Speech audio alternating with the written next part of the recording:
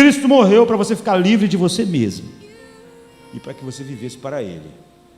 Então, 2 Coríntios 5,15, a Bíblia diz: Ele morreu para que os que vivem não vivam mais para si mesmos, mas para aquele que por eles morreu e ressuscitou. Ou seja, o objetivo da morte de Cristo é a exaltação de Cristo. Jesus morreu para que Ele fosse o centro de todas as coisas, para que ninguém mais que vivesse mais para si mesmo, mas para que aqueles pelos quais Ele morreu, vivessem para Ele.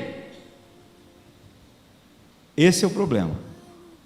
O assunto do Evangelho é inequívoco e não é difícil de perceber qual é o seu propósito.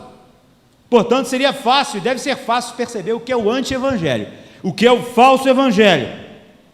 Mas ele prospera hoje, em meio às multidões, e as pessoas se servem dele com alegria, numa mensagem centrada no homem. Jesus morreu para que você não vivesse mais para você, para que você não fosse o centro da sua vida, nem o foco, nem a força que impulsiona a sua vida no restante dos anos que você tem nessa terra.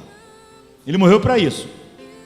Mas, no entanto, as pessoas se servem com alegria da mensagem que é centrada nelas, seus desejos, e não há nenhuma desculpa para esta geração por ela viver assim, e por ela se reunir em cultos assim. Alegar a inocência não vai desculpar uma só alma, ninguém. Colocar culpa nos líderes não apagará a verdade de que você buscou a sua glória pessoal, de que você estava interessado na sua vida, e de que mesmo quando você se reuniu num culto, você estava interessado em como isso ia fazer a sua vida avançar, seu projeto de vida, seus interesses, seu prazer focado em você mesmo. O Evangelho pode se mostrar centrado no homem de muitas maneiras, mas 2 Coríntios 4,4 diz: é o Evangelho da glória de Cristo.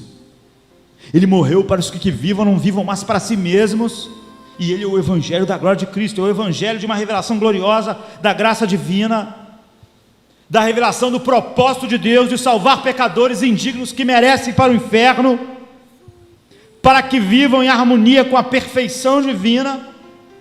E a salvação deles foi feita em harmonia com tudo que Deus é, com a sua santidade, sua justiça, seu amor, sua ira. E o Evangelho tem um tema: a glória de Cristo, o Evangelho da glória de Cristo.